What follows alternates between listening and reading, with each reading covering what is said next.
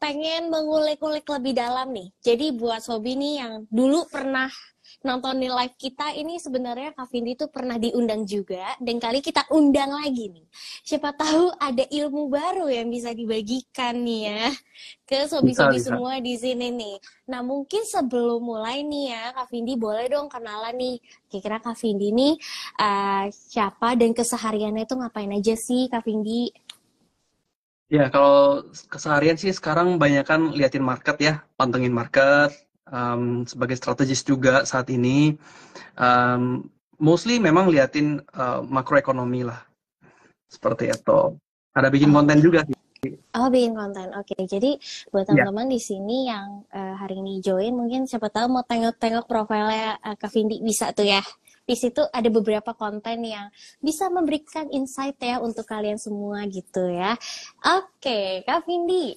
Jadi sebelum memulai nih ya, mungkin aku mau share sedikit karena berhubung malam ini kan kita mau bahasnya mengenai analisa teknikal gitu. Mungkin kalau hmm, di sini sobi-sobi yang baca judulnya ini kayak, aduh, udah malam disuruh belajar analisa teknikal, ini apa gitu kan ya.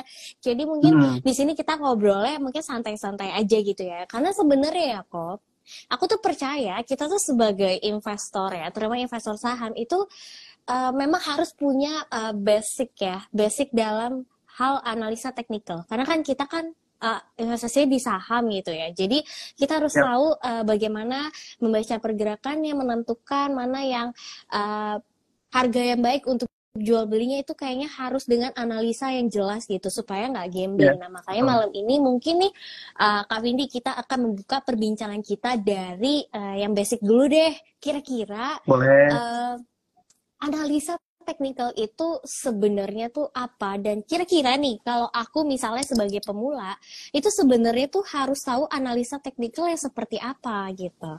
Oke. Sebenarnya technical analysis tuh sederhana ya. Maksudnya kita baca dari supply dan demand-nya, kita dilihat dari harga gitu. Sebenarnya dari pergerakan harga itu kita bisa lihat sebenarnya orang itu punya kecenderungan ingin beli itu di harga berapa dan ingin jual di harga berapa gitu. Nah, biasanya Oke. seasonal seperti itu kita bisa baca. Terlihat lah dari situ. Tapi memang yang namanya analisa saham, kita nggak bisa rely on technical aja. Kita harus lihat juga fundamentalnya seperti apa. Betul. Ada story nggak, ada sentimen nggak gitu. Biasanya ya, kalau Oke. saya sih gitu. Tapi Oh, emang analisa teknikal itu keenakannya adalah kita sebenarnya dari kebiasaan atau dari pergerakan pasar pun kita sebenarnya bisa memprediksi kira-kira ada good news atau bad news behind the story sebenarnya gitu. oke, oke. Wow, ini baru awal aja udah bikin, kira-kira apa tuh maksudnya gitu ya. Oke, jadi mungkin bisa dibilang tuh kalau technical itu lebih ke kita baca supply and demand gitu kali ya, Kak Vindi ya. Hmm, Jadi betul. kita mau nentuin harga yang baik nih, support resistennya gitu ya. Mungkin ya bisa dibilang gitu ya. Dan pasti untuk Bisa. bahasa-bahasa ini kayaknya udah cukup awam lah ya untuk para investor saham gitu ya. Nah, mungkin kita bisa masuk lebih dalam lagi nih, Kak Windy. Hmm, Kalau misalnya seorang pemula yang pengen tahu hmm. nih, analisa teknikal itu seperti apa sih? Kira-kira apa sih yang mungkin bisa dipelajari terlebih dahulu nih sebagai seorang pemula gitu? Oke, basic ya. Ini kalau kita bicara basic dari technical yang wajib nih semua orang pahami ya, itu soal Dow theory aja sih sebenarnya. Yang mana Oke. market itu discount everything kan. Mm-mm. Jadi apa yang terjadi di dalam pasar itu sebenarnya menggambarkan apa yang terjadi di secara fundamental. Itu yang dipercaya sih sama orang technical. That's why ketika orang yang punya basic technical itu mau pindah-pindah aset tuh enak analisanya. Oh, Tinggal oke. lihat aja tuh supply and demand-nya. Misal, kita yang udah biasa trade di saham, tiba-tiba mau pindah ke forex atau mau pindah ke kripto seperti itu. Nah, itu akan lebih mudah. Kita bisa Oke. langsung baca pergerakan supply dan demand-nya itu tanpa harus kita pelajarin dulu itu sebenarnya apa. Meskipun baiknya ya memang kita pelajarin dulu sih di belakang itu Oke. sebenarnya apa sih, kripto itu apa sih. Kalau forex itu berarti kita belajar makroekonomi dari negara tersebut tuh Mm-mm, seperti mm-mm, apa saat ini. mm-mm. Cuman kalau mau cepet ya sebenarnya bisa juga dengan technical analysis, kita langsung baca pergerakan grafiknya, lalu kita tahu, oh ini kita harus ngapain. Biasa seperti itu. Lalu yang kedua, itu biasanya kita tahu ya, yang namanya market itu ada yang bullish, ada yang bearish, ada yang sideways. Ya, kita harus tahu, kita harus bisa identify terlebih dahulu. Apakah ini marketnya lagi bullish, atau bearish, lagi naik, turun, atau lagi nggak ada trend gitu kan. Atau itu lagi di fase apa? Misalnya fasenya lagi akumulasi kah, partisipasi kah, atau distribusi. Karena kalau kita salah masuk nih, misalnya lagi fase akumulasi nih, terus kita udah buru-buru jual nih, biasa panik gitu kan. Udah turun gitu kan, kok sideways nih kayak bau-baunya turun lagi gitu ya biasanya. Nah biasanya orang banyak yang cut loss di situ ketika fase akumulasi. Dan berikutnya sebenarnya ada volume nih. Volume itu juga penting banget ya untuk kita lihat.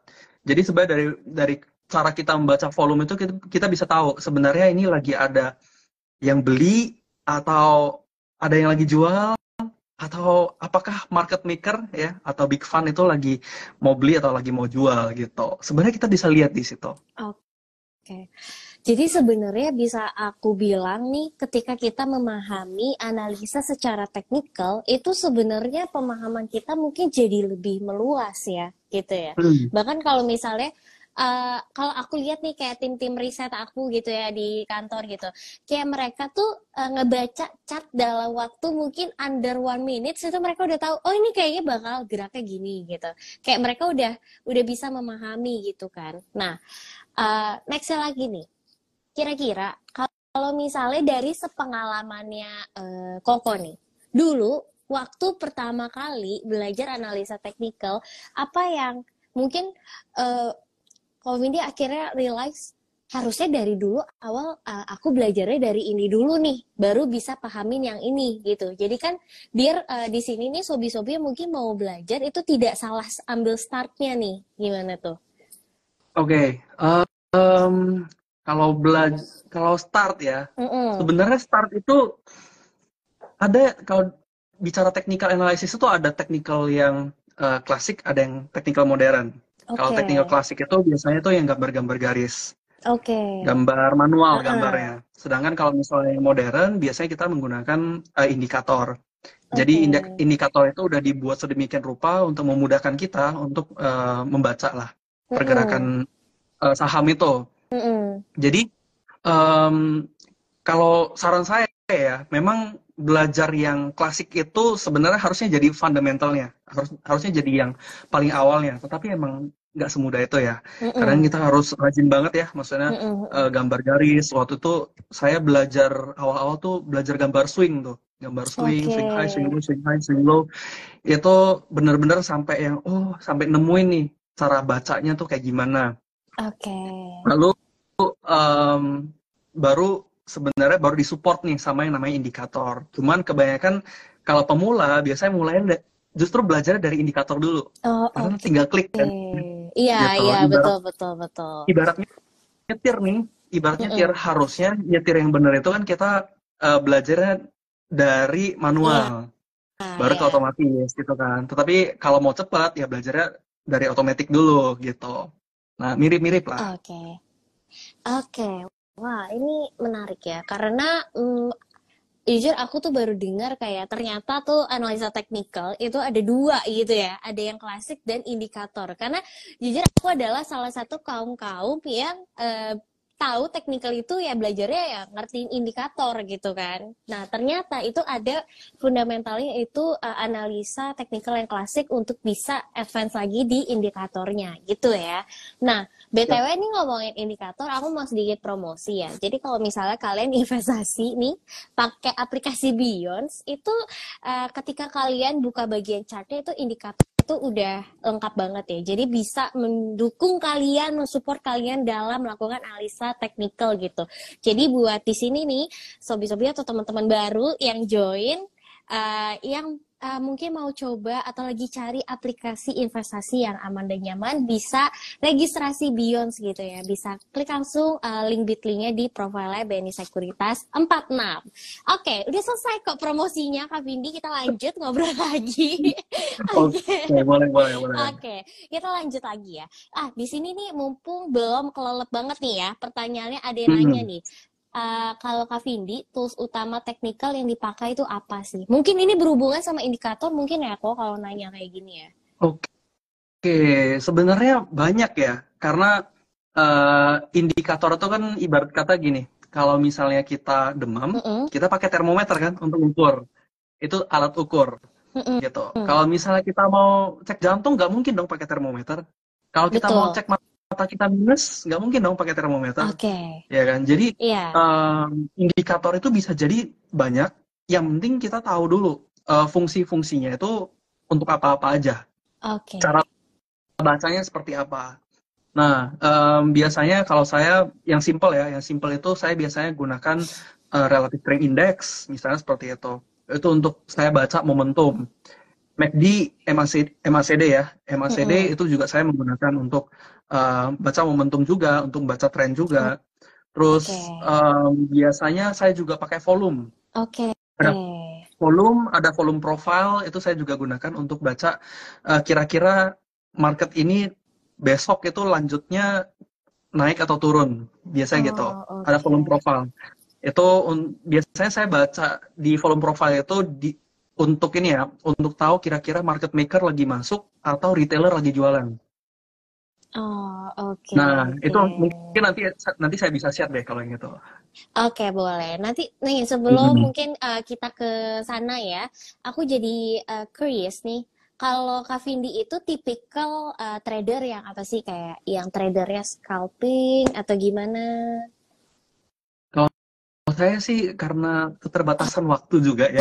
Kerjaan juga lumayan ya kan. Jadi saya mungkin prefernya swing trade ya. Swing trade. Jadi tipenya saya emang mantau nih yang mana yang kira-kira ini udah kemurahan nih ya kan. Terus sentimennya belum keluar. Sentimennya belum keluar. Kalau sentimen udah keluar biasanya udah telat. Jadi udah gitu. lihat dulu yang murah. Iya dong. Jangan sampai news. Kalau newsnya udah keluar udah telat. Udah telat, gitu. Jadi kuncinya itulah pentingnya mempelajari analisa teknikal ya. Mungkin sebelum newsnya keluar kita udah mulai bisa, kayaknya mau ada sesuatu nih gitu mungkin ya. Ya betul. Oke. Jadi sobi-sobi nih yang masih tetap stay karena kita mau jadi seorang trader yang handal gitu ya. Setidaknya setelah live ini berakhir kalian jadi tahu basicnya lah, basic analisa teknikalnya ya. Oke. Nah tadi kan Kak Vindi ini sempat menjelaskan juga gitu ya, beberapa indikator. Boleh dong di-share lebih lagi nih, kira-kira siapa tahu Kak Vindi mau nunjukin juga boleh loh indikatornya, bagaimana nih penggunaannya kalau misalnya yang Kak Vindi maksud itu. Oke. Kalau dari saya ya, mungkin yang pertama paling mudah itu relative strength index. Ini saya bisa rotate gak ya? Bisa ya, harusnya ya. Bisa harusnya. Oke. Hopefully di sini sobi-sobi bisa kelihatan ya. Saya mungkin analisanya dari Inco aja ya. Tadi saya sempat lihat ada yang bilang Inco turun terus nih gitu ya. Ini disclaimer dulu kali kok. Ini sahamnya ini hanya sebagai contoh gitu ya. Ini bukan rekomendasi saham. Jadi sobi-sobi semua di sini fokusnya adalah kita mau melihat nih kira-kira yang tadi Kak Vindi jelasin indikatornya prakteknya itu seperti apa sih gitu ya. Oke, lanjut. Oke. Nah, di sini ada sebenarnya ya kalau di sini teman-teman bisa gunakan TradingView ya. Kalau misalnya tools untuk analisa, saya biasa pakai TradingView. Teman-teman bisa juga nih pakai sekuritas masing-masing ya. Mungkin Beyond juga bisa ya harusnya ya. Pasti bisa dong. Bisa dong. Iya. Nah, biasanya kalau saya di sini sih pakainya RSI, Relative Strength Index. Tapi saya juga ada tools yang lebih cepatnya, namanya Divergence Indicator. Jadi saya senang pakai Divergence Indicator. Di sini sebenarnya sama dia dengan RSI, Cuman di sini dia udah bantu kita untuk identify kira-kira mana sih yang divergence, mana sih yang tidak ada divergence gitu. Nah, divergence ini apa? Divergence ini sebuah anomali yang terjadi di market ya.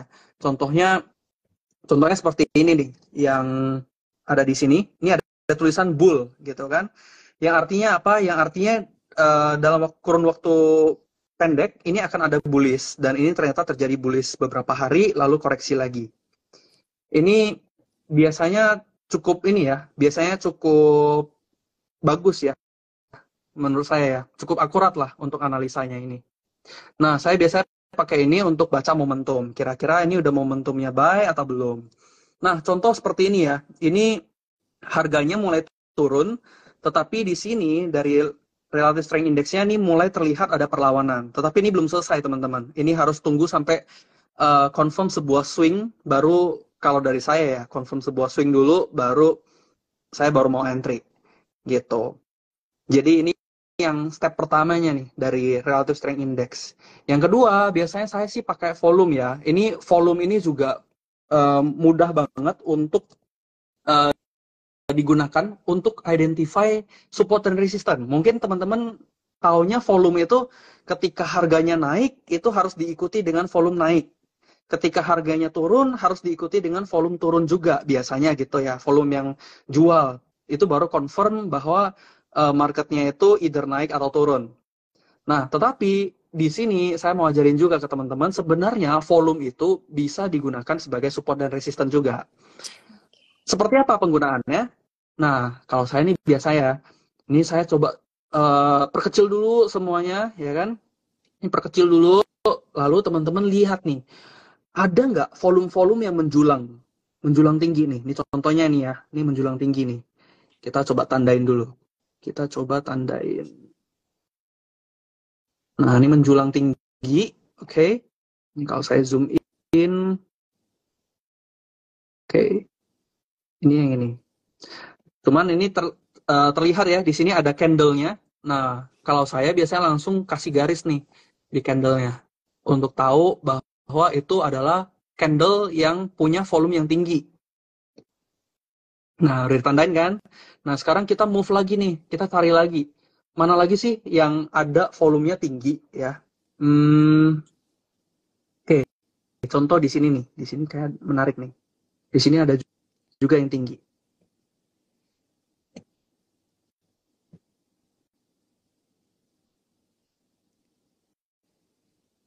Ups. Oke, itu dia.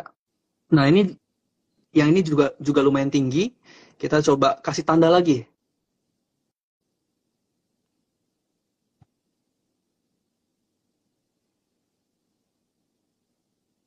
Ya, sesimpel itu sebenarnya.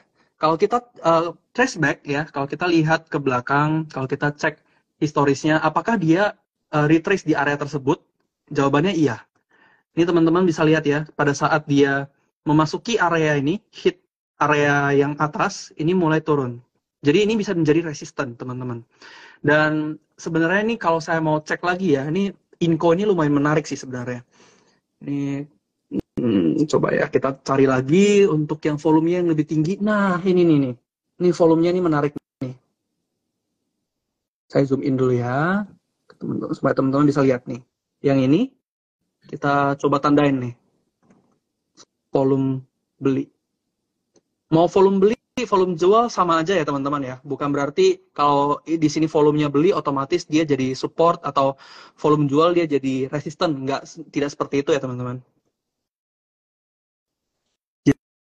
Jadi ya seperti ini misalnya ya, ini contohnya nih. Nah, kalau kita lihat nih pergerakannya, meskipun ini udah breakout seperti itu ya, sempat tembus ke atas, tetapi kalau teman-teman perhatikan nih historisnya, harga turun memasuki di area tersebut, ini ada bounce back, turun lagi ke area tersebut, naik lagi teman-teman. Jadi itu bisa menjadi support area teman-teman. Kelihatan ya, harga turun ke area support lalu naik lagi, seperti itu. Jadi kalau saat ini gimana, ya kan? Kalau kita lihat saat ini di Inco di 4.600, ini masih ada ruang sebenarnya. Masih ada ruang untuk dia terkoreksi. Seperti itu. Jadi kalau saya mungkin menyarankan teman-teman untuk bersabar ya. Tapi kalau nggak sabar boleh aja sih. Misalnya kayak mau averaging seperti itu ya. Ya itu balik lagi. Resiko teman-teman harus hitung. Karena potential loss-nya berapa nih kira-kira.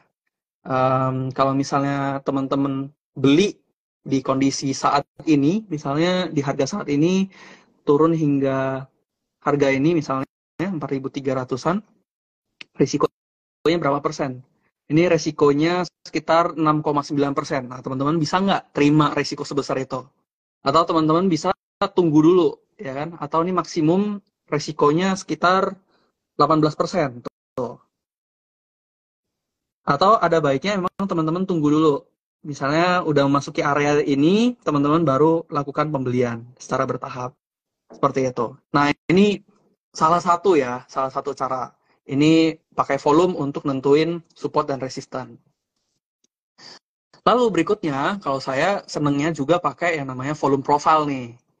Volume profile ini agak jarang nih ya yang gunakan ya.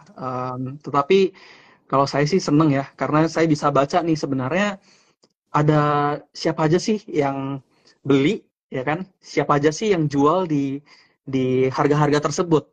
Nah, biasanya di samping sini tuh, kalau saya sih udah ada ini ya, dan mungkin biar cepat aja ya. Volume profile, oke. Di sini ada yang namanya volume profile. Nah, teman-teman tinggal tarik aja dari bottom to high-nya, misalnya seperti ini. Oke. Nah, di sini teman-teman bisa langsung kelihatan di sini ya. Harga tertingginya tuh yang beli tuh di harga berapa sih di sini? Ada garis merahnya, teman-teman. Lalu di sini ada seperti bar warna biru, warna kuning. Bar warna biru itu artinya beli. Jadi di situ adalah volume orang lakukan beli di harga tersebut. Itu tingginya di situ. Lalu yang kuning adalah yang jual. Nah, ini teman-teman bisa geser terus nih. Misalnya geser time frame-nya agak jauh, misalnya swing yang besar ini nih, misalnya saya jauhin lagi ya, misalnya dari bawah ini sampai ke atas ini, kita geser dulu bentar.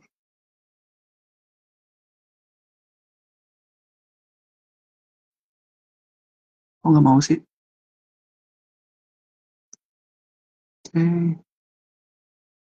Swing low, swing high. Nah, di sini kita bisa langsung kelihatan nih, ini berapa sih? 4.540.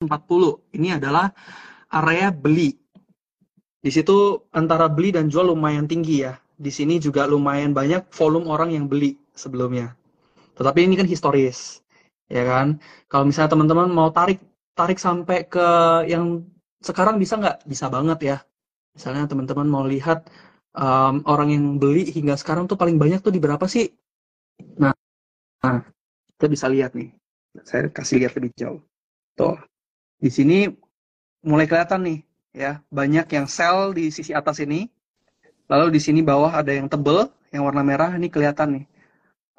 Di harga 4.610 itu adalah harga di mana banyak yang lakukan pembelian dan penjualan. Dan in this case ini lebih banyak yang jual. Gitu. Jadi ini bisa di-apply di banyak time frame ya teman-teman. Kebetulan ini saya menggunakan yang daily time frame. Kalau misalnya kita mau lihat lebih detail lagi, ya kalau saya sih senangnya lebih detail lagi, saya biasanya baca di per menit. Misalnya ini saya buka per menit, lalu saya masukin volume profile. Ini session volume profile ini teman-teman baru bisa gunakan kalau misalnya menggunakan TradingView yang berbayar ya teman-teman ya. Tidak untuk yang gratisan. Nah, di sini saya bisa lihat nih pergerakan uang volumenya per hari. Jadi dalam sehari itu sebenarnya banyak yang beli itu di mana sih? Di bawah kah atau di atas kah gitu ya. Nah, di sini biasanya saya di sini baru lihat nih. Kalau yang belinya di bawah biasanya bandar nih. Biasanya big fund yang masuk. Orang-orang yang punya duit lebih mereka baru berani beli di harga bawah. Karena apa? Behaviornya retail itu biasanya ketakutan, fear. Ketika diperhadapkan dengan harga yang turun, biasanya retail itu adalah jual di harga bawah, bukan beli di harga bawah. Sedangkan pada saat harga lagi naik tinggi-tingginya, biasanya retail nih yang beli nih. Harga lagi tinggi-tingginya nih, belinya di atas. Nah, biasanya seperti ini cenderung besoknya kembali turun. Lalu di sini kita bisa zoom in lagi. Nah, ini contoh ya. Ini kan loh, Kak, ini kok yang di bawah yang merah tetapi masih lanjut turun karena di sini jual. Ini adalah kerjaannya investor retail juga. Di sini investor retail panik, makanya volume jual yang tinggi sehingga keesokan harinya harganya turun lagi. Nah, inilah cara saya ya untuk melihat kira-kira pergerakan saham ini ke depannya ini akumulasi atau distribusi. Tadi ada yang nanya juga tuh. Caranya gimana sih untuk tahu ini akumulasi atau distribusi gitu.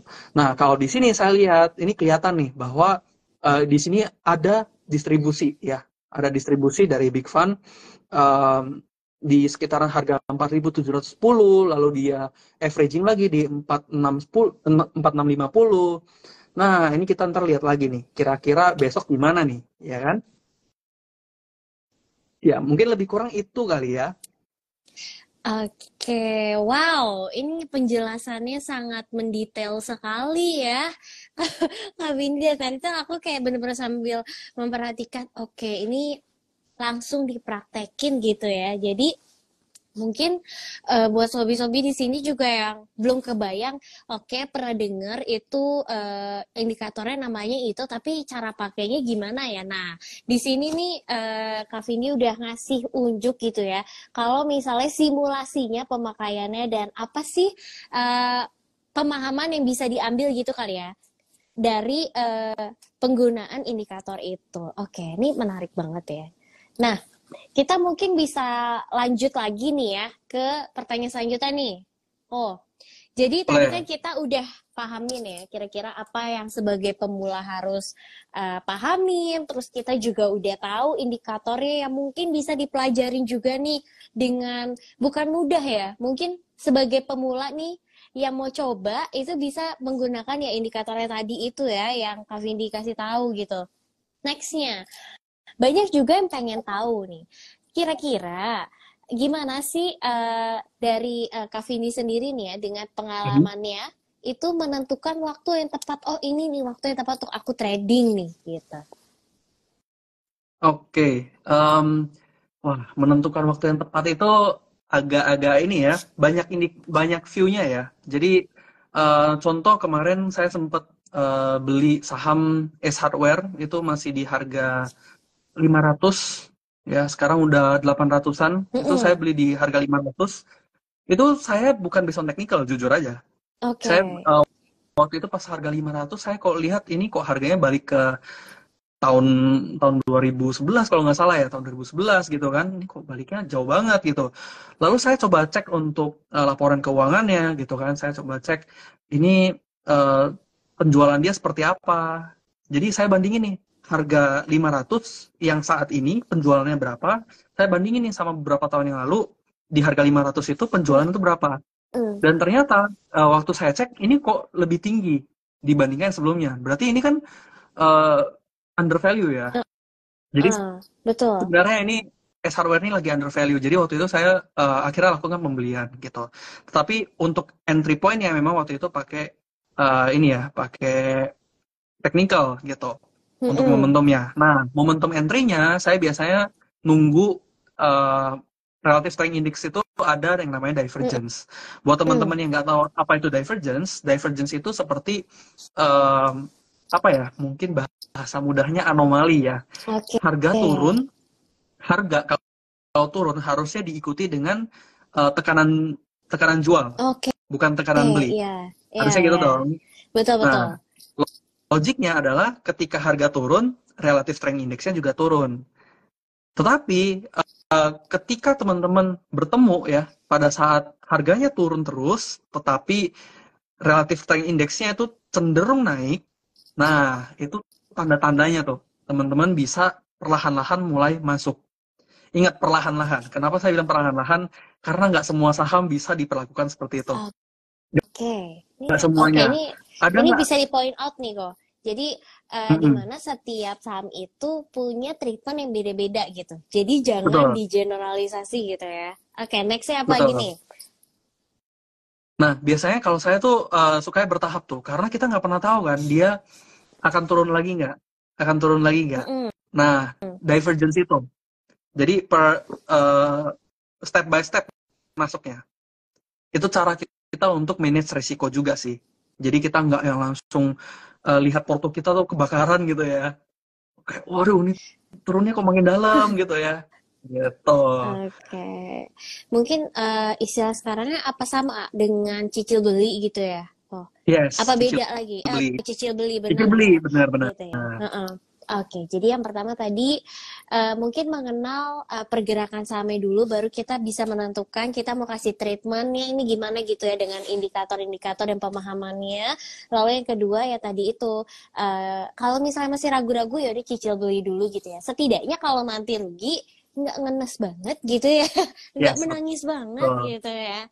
Oke, nah kalau misalnya ini sedikit pengen tanya sih, ada nggak sih kayak pengalamannya Kak Windy nih kayak salah ngambil keputusan padahal kayak merasa nih analisa teknikalnya udah bener banget nih gitu. Pernah nggak sih Kak? Pernah, Oke, pernah banget. Pernah oke, banget. boleh di-share nggak Um, sedikit gitu biar Sobi di sini jadi kayak oh ternyata sebenarnya ada celah gagalnya juga jadi kayak nggak apa-apa gitu ada, gagal sekali dua kali gitu. um, apa ya? Sebentar, saya cek dulu. Waktu itu kalau nggak salah saya beli saham MTEK ya. Oh, MTEK udah lama banget sih ya ini ya. udah lama banget. MTEK ini saya trade-nya di Oke. tahun 2000 2000-an, 2022, 2000 Tahun bentar, lalu 2002. ya gitu. Iya, Oke, tahun sambil 2022. Kak Vindinya nyari dulu nih. Sebelum ditunjukin, aku mau disclaimer sekali lagi ya. Di sini saham-saham yang ditunjukin itu bukan rekomendasi ya, sobi-sobi. Di sini tujuannya Kak Vindi adalah untuk berbagi ilmu dan simulasi langsung kali ya, biar sobi nggak ngawang-ngawang nih dengerinnya malam ini gitu ya. Oke, boleh langsung aja nih, ditunjukin nih kok. Oke, mungkin nggak tunjukin ya. Oh, Saya nggak tadi make tunjukin. sure dulu ini Oke, cerita aja eh, gitu ya. ceritanya ya, Ah, boleh, ceritanya. Jadi waktu itu boleh. saya udah analisa nih MTEK gitu kan. Ini MTEK ini bakal naik harganya ke sekitaran 3 ribuan gitu kan. Lalu saya ada plan nih, saya mau exit nih di 3 ribuan nih. Mm-mm. Tapi yang namanya orang ya, kadang-kadang kan suka terdengar nih desas-desus ya Oh kan. iya, iya. Ini bakal naik nih, bakal sampai ke 5 ribu gitu Oke. kan. Kan langsung kayak, waduh, apakah analis aku ini salah Iya, ya iya. gitu. Sempat muncul loh pemikiran-pemikiran seperti itu. Nah Oke. ini yang menurutku kita perlu pahamin juga ketika kita masuk ke market, kita udah punya plan, ada baiknya kita disiplin sama plan kita. Oke. Karena orang lain mungkin punya view yang berbeda karena dia punya kebutuhan yang berbeda. Hmm. Atau jangan-jangan yang bilang itu lagi ngegoreng. Oh, oke. Ini harus Bisa hati-hati dong, ya dengan yang bisa suka dong. goreng ya. Mm-mm. Pelaku-pelakunya nih ya kan, Hmm. dibilang bakal ke 5 ribu, akhirnya retailer pada beli terus kan. Atau mungkin yang udah mau jual nih, rasanya udah untung nih, waktu itu udah untung 40%-an lah. Oke. Waduh, ini harusnya udah kujual nih gitu kan. Tapi masih bisa naik lagi nih. Langsung hitung-hitungan dong kepala dong. Waduh, ini ke 3 ribu aja udah untung 40%. Kalau naik ke 5 ribu untungnya berapa nih? Hmm. Gitu Hmm. kan. Hmm. Langsung tuh hitung-hitungan. Tapi ya ini pengalaman ya. Pengalaman. Jadi dari plus 40% itu sampai ludes. Oke, itu Plusnya habis ngenes semua. banget. Itu Itu ngenes sedihnya itu. banget. Iya. Kerasa sampai Iya, sini. iya. Iya. Jadi lebih ke saya mungkin belajarnya kalau udah punya plan, disiplin aja sama plannya Oke. gitu. Nggak usah peduliin orang lain. Orang lain mau bilang bisa naik ke 5 ribu, orang bilang mau naik ke 6 ribu, ya Hmm. kan? Itu nggak usah dipusingin gitu. Apalagi mereka menghitungnya dengan variabel yang berbeda. Oke. Jadi waktu itu saya dengar kan, ini variabelnya itu dari fundamental ya. Dia punya proyeksi apa segala macam gitu kan, panjang Mm-mm. lebar gitu dijelasin. Jadi ini hitungannya harusnya ke 5.000 misalnya seperti itu. Saya juga cukup yakin ya, di sini banyak teman-teman yang mungkin kena di Antam ya beberapa tahun yang lalu ya, yang naiknya kenceng-kenceng. Terus dibilang Antam bakal hit ke sekitaran valuasi 4.000 dan lain-lain, dan sampai sekarang juga nggak nyampe tuh angkanya ya kan. Mm-mm. Jadi beda metode, memang beda ini ya, beda metode, beda cara, harusnya view-nya juga berbeda gitu. That's why pada saat kita menggunakan analisa teknikal, ada baiknya kita memang fokus aja di plan yang udah kita buat. Seperti itu. Oke. Oke, jadi salah satu poinnya adalah tetap konsisten dengan trading plan yang udah kita punya gitu ya. Based on apa yang udah kita analisa dan datanya juga jelas. Jangan baru dengar, hah apa iya langsung langsung itu apa namanya udah nggak stick FOMO, sama FOMO. planning kita ya. FOMO bener Yeah. bahasanya bener. Lupa gitu ya. Oke. Nah, ini ada yang tanya nih loh. Kalau misalnya investor itu rajin nabung saham gitu. Kayak misalnya nih dia beli saham, satu saham dibeli 40 kali dalam sebulan. Itu termasuk kayak cicil beli apa gimana tuh kok? Oke, nabung saham mungkin beda cerita ya. Oh, Nabung saham oke. itu, hmm, kalau saya pribadi ya, jujur-jujuran aja nih, saya pribadi itu bukan tipikal yang nabung saham. Oke. Karena buat saya yang namanya investasi itu, kita harus tahu kapan masuk, kapan keluar. Oke. Oke. Betul, karena segala sesuatu itu bergerak di dalam siklus. Ada Hmm. waktunya naik, ada waktunya turun. Sama halnya seperti bisnis lah. Ada waktunya menanam, ada waktunya menuai gitu. Ketika kita mengerti kapan waktunya menanam, ketika kita mengerti kapan waktunya menuai, ya kita tinggal lakukan. Jangan kita malah menanam pada saat orang menuai atau menuai pada saat orang menanam. Nah, timingnya nggak pas gitu ya jadinya Timingnya ya. nggak pas. Mm-mm. Betul. That's why ketika kayak tadi nih kita lihat ya dari kolom profile ini banyak nih yang mulai mulai nanam nih. Mm-mm. Nah, kita juga boleh nih mulai ikut-ikutan nih. Oke. Ketika ini ada yang mulai nanam nih, oke, nanamnya di sini nih, oh di harga sekian, kita boleh ikut. Tetapi kalau orang lagi jualan, ya jangan, jangan, Oke. jangan diikutin kalau lagi jualan, seperti itu. Nah, Oke. kalau misalnya nabung, em, kalau memang mau maksain nabung banget ya, nabung saham paling saran saya sih cari yang fundamentalnya benar-benar udah kuat dan memang rutin bagi dividen. Oke. Kalau saran Jadi yang saya tadi dua gitu. itu ya, yang fundamentalnya kuat dan juga rutin bagi dividen gitu. Yes, begitu, Oke. betul. Mm-mm. Soalnya kalau misalnya kita nabung, terus cuman modal nabung, nabung, nabung, nabung, nggak ada dividen kan sayang ya. Enakan ada dividen Hmm. kan, gitu. Iya. Tapi kalau saya pribadi, better memang kita punya entry dan exit plan. Oke. Sehatnya begitu. Oke, sehatnya seperti itu ya. Tapi apakah itu applicable kalau misalnya untuk investor-investor jangka panjang nih, Kak? Hmm. Hmm, jangka panjang Berat pun pertanyaan ya. tetap jangka panjang pun harusnya Ah, tetap ada tetap exit harus plan, ada entry exit. plan. Pasti ada Oke, gitu. oke, oke. Kan semua siklus. Betul. Oke. Hmm, Jadi sebenarnya hmm, back to siklusnya itu ya, kita harus tahu tuh. betul. Kalau misalnya aku dari tadi dengerin sih, aku bisa point out satu sih. Sebenarnya kita harus bisa baca momentum ya. Karena itu tadi, jangan sampai ketika momentumnya apa, kita mengambil keputusannya itu salah. Itu kayak kita mencobai diri sendiri mungkin ya. Betul. Melawan arus gitu. Oke. Nah, nextnya nih loh. Tadi kan kita juga udah bahas nih kayak pengalamannya Kak Vindi sendiri salah momentum dan lain-lainnya gitu ya. Sebenarnya untuk seorang trader nih, khususnya pemula, ada nggak sih resiko yang sebenarnya tuh harus diperhatikan? Nah, kalau misal di sini, Vindi juga mau menjelaskan mitigasinya. Aduh, berat banget bahasanya ya. Mungkin kalau misalnya resiko dan juga penanggulangannya gitu boleh nih. Siapa tahu di sini jadi ada yang mulai tertarik, apakah aku harus mulai belajar yang analisa teknikal biar jago ya kayak Kak Vindi, boleh. Silahkan di-share nih. Oke. Ini bicara resiko ya berarti ya. Bicara resikonya gimana mitigasi resiko ya kan. Nah yang pertama mungkin kalau dari saya ya, teman-teman di sini tuh rela hilang duit tuh berapa dulu Oke. sebelum masuk ke market. Karena gini, ketika kita masuk ke market, banyak yang fokusnya ke profit. Kalau saya Betul. harus beli apa untuk profitnya besar? Itu pertanyaan yang Oke. selalu muncul, Iya, benar betul. kan? Iya. Tetapi sebenarnya eh, yang harus kita pertanyakan di market itu adalah berapa resiko yang saya bisa tanggung, atau Oke. berapa besar eh, potensi saham ini tuh bisa turun berapa persen lagi. Oh, Itu justru oh, oke, oke. lebih penting daripada dia bisa naik berapa persen. Hmm. Karena kalau kita bisa menghitung resiko seminim mungkin, biasanya profit itu datang dengan sendirinya. Oh, oh, I see. Ini yang mungkin harus tahu juga ya. Mungkin gimana, mungkin seberapa kuat kita menghadapi risiko itu gitu kali ya. Oke. Betul.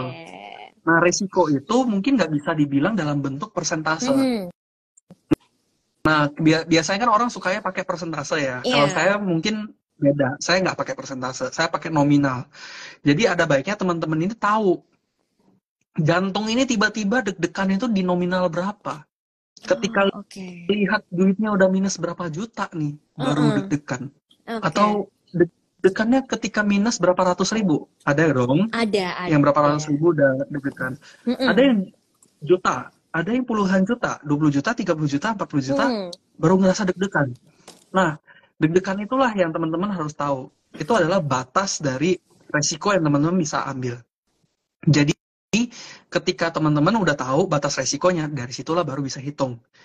Kalau turunnya segini, terus kemampuan saya untuk nahan, misalnya potensi turun 10% misalnya gitu. Potensi turun 10%. Oke. Saya batas bisa tahan loss-nya misalnya 20 juta. Berarti dana yang boleh saya masukin itu 200 juta di saham tersebut. Oke. Mhm. Misal seperti itu. Oke, itu masalah angka ya. Mhm. Ini kebetulan saya pakai angkanya lumayan besar. Misalnya teman-teman kalau pakai yang ratusan ribu bisa nggak? Bisa. Ya, misalnya kalau teman-teman, aduh saya takut nih kalau uangnya turun 10% gitu ya. Misalnya 100 ribu gitu kan. Berarti teman-teman mau beli saham ini dengan resiko 10%, teman-teman cuma boleh invest 1 juta. Misal seperti itu. Nah, itu Oke. Jadi, caranya untuk heeh. mengatur resiko ya, untuk mengatur resiko, mengatur psikologi biar nggak gila ya kan masuk market. Betul, betul. Kita harus tetap waras gitu ya. Harus tetap Untuk parah. bisa Betul. tetap apa maksimal gitu dalam berinvestasi. Ini ada yang lucu nih. Risiko based on heart rate. Bener. Seberapa deg-degannya kita bener ya. Oke. Ini juga ada Jadi yang ada bilang nih. baiknya pakai itu ya, pakai jam digital ya. Iya bener, Harus kalau pakai misalnya, jam waduh digital ini baru kok bisa lihat. makin tinggi ini, kayaknya udah nggak bisa Ya, ini, udah nggak sanggup gitu ya. Oke. Nih ada juga yang bilang kalau keseringan loss jadi nggak deg-degan sekarang, gimana dong? Kasian. pasti rasa. Ya udah mati asa kayak, ya udah mau gimana, namanya juga market gitu. Iya bener. Oke, wah ini iya sih bener ya, karena banyak orang mungkin nggak sadar kalau ternyata yang harus diukur itu adalah resikonya instead of profit ya. Profit itu bukan yang nggak penting, itu penting, tapi sebenarnya yang lebih penting adalah untuk tetap waras nih kita harus kenal dulu seberapa kapasitas kita tuh menghadapi resiko itu gitu ya. Betul. Oke. Nah, selain itu berarti juga masalah ini ya, modal kali ya. Karena sepertinya mungkin ini juga udah nggak asing lagi lah kalau orang bilang ya kalau investasi harus uang dingin gitu ya, harus kayak Betul. uang yang mungkin kalau hilang ya udah itu kayak uang belajarnya kita mungkin gitu ya. Jadi bener banget ini di sini namanya kita mau belajar analisa teknikal, nggak bisa sekedar teori aja, harus tetap ada prakteknya supaya Betul. kita jadi tahu. Kayak tadi nih Kak Vindi nunjukin langsung, ya itu sebenarnya gunanya adalah supaya kalian lihat gak cuma sekedar teori gitu, harus dipraktekin baru kalian kayak oh maksudnya itu divergence so apa, maksudnya volume itu gimana ngelihatnya. Itu oke banget sih, ini Kak Vindi keren banget sih. ilmunya gitu ya. Nah, mungkin nih ya, Kak Vini nih, sebelum aku menutup nih live kita, ada nggak sih pesan atau motivasi nih supaya sobi-sobi di sini mungkin nih yang lagi belajar analisa teknikal atau yang kayak kedepannya punya plan, oke gue akan hidup dari trading aja gitu. Ada nggak sih motivasinya nih supaya tetap semangat dan konsisten? Oke, mungkin lebih ke ini ya, kalau teman-teman mau fokus di trading, ada baiknya memang teman-teman fokus juga di resiko. Karena apapun yang kita lakukan di market itu mengenai bagaimana kita memitigasi resiko. Resiko bisa datang dari mana aja, bisa dari sahamnya, bisa dari makro. Jadi memang market ini sangat luas teman-teman. Jangan berhenti belajar dan juga menurut saya ya, jangan sendiri. Jangan Oke. sendiri.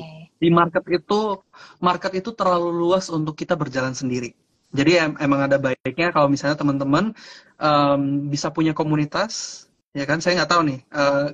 Dengar-dengar di Beyonce juga ada nih ya, ada Oh, kita live ada, trade-nya ya. tenang aja. Betul. Jadi, Dan di Beyonce itu kita juga ada komunitasnya tersendiri gitu. Jadi, misalnya buat teman-teman yang itu buka akun, registrasi, terus ikut sekolah pasar modal. Jadi, kalau buat Sobi nih ya sering banget nih ngelihat kita sharing, oh sekolah pasar modal ada di IDX atau ada di Liberica itu kita tuh ada Kak programnya. Jadi kita punya program sekolah pasar modal. Jadi begitu selesai ikut program itu kita ada masukin mereka ke grup komunitas gitu. Jadi makanya buat sobi-sobi di sini yang mungkin belum punya akun Beyonce bisa yuk registrasi. Tapi aku promonya di akhir aja deh biar di akhir seru ya, gitu ya.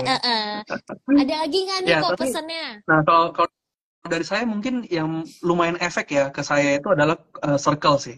Oke. Circle, ada teman-teman yang juga misalnya bantu analisa, bantu liatin. Karena kita tuh terbatas ya untuk bisa melihat satu sektor. Kayak contoh di IHSG aja sektor banyak banget kan, ada Betul. 11 sektor gitu. Iya, ya. Teknologi, Satu sektor aja banyak tuh consumer, segala macam saham-sahamnya. kan. Iya. Benar, banyak Benar-benar. banget. Jadi memang kita sangat terbatas. Jadi ketika kita mau invest, ada baiknya emang kita invest ke yang benar-benar kita tahu. Itu baru mikro loh. Kita belum bicara makro. Kita belum bicara tentang antar negara ini seperti apa. Ya kan, ketika perang terjadi, apa yang harus kita lakukan? Kira-kira apa yang terjadi pada IHSG secara keseluruhan, ya kan? Dan itu berdampak semuanya. That's why sangat penting ya menurut saya untuk kita punya circle yang benar-benar bisa kita percaya ya dari sumber informasi-informasinya itu, gitu sih. Oke, wow, thank you banget ya Kak Vindi nih buat ilmu dan juga sharing-sharingnya malam hari ini.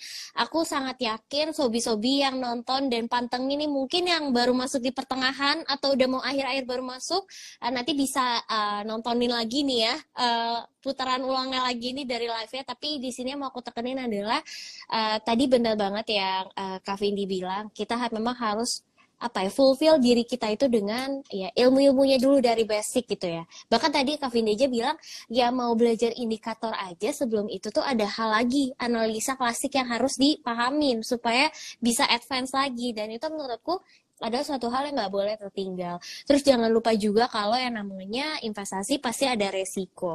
Tapi semua itu tergantung dari kita gimana kita menghadapi resiko itu. Harus ada persiapannya ya, udah tahu gitu lah ya.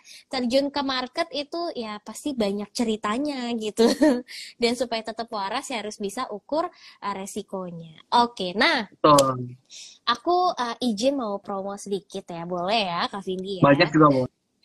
Oh, banyak juga boleh. Wah, baik sekali Kak Vindi ini ya. Jadi buat sobi-sobi semuanya atau mungkin yang baru aja kenal dengan Beyonce atau BNI Sekuritas hari ini. Jadi aku mau kasih tahu kalian, kalau kalian belum punya akun Beyonce dan kalian mau registrasi Beyonce, kita tuh punya promo yang namanya akhir tahun berlimpah cuan nih Kak Vindi. Jadi di sini itu kalian bisa registrasi pakai kode referralnya Beyonce, terus pilih layanan online trading, kalian bisa dapetin reward cashback free broker 100% dan juga voucher 50.000. Lumayan banget kan? Dan tadi seperti yang aku bilang juga nih, berhubung tadi Kak Vindi juga sempat bahas komunitas. Jadi kita tuh juga sangat amat rajin membuat yang namanya sekolah pasar modal bekerja sama dengan Bursa Efek nih kok. Jadi setelah acara SPM itu, lulusan-lulusan SPM kita tuh ada grup untuk komunitasnya nih. Nah, di situ bisa dapetin fasilitas apa aja, ya itu tunggu kalian masuk dulu sih. Nanti kalian tahu deh bakal dapat apa aja gitu ya. Kalau aku spill sekarang kan nggak seru ya. Jadi makanya boleh registrasinya Beyonce dulu untuk tahu fasilitas-fasilitas yang bakal kita kasih buat kalian semua ke depannya. Sekali lagi aku mau ucapin terima kasih buat Kak Vindi malam ini untuk ilmunya. Serius aku aja tuh yang dari tadi nge-host itu benar-benar juga jadi banyak ilmu barunya gitu. Semoga Kak Vindi sukses terus buat sobi-sobi di sini yang mau mungkin liatin Kak Vindi tuh bikin konten apa sih di IG-nya, langsung aja cek-cek nih ke IG-nya Kak Vindi biar dia juga makin semangat untuk bikin konten ya, berbagi ilmu lagi ya Kak Vindi ya. Dan thank you buat sobi-sobi semua yang udah nontonin live-nya sampai habis. See you di next live IG selanjutnya ya. Dadah. Thank See you you. Kak Vindi. Thank you, Opa.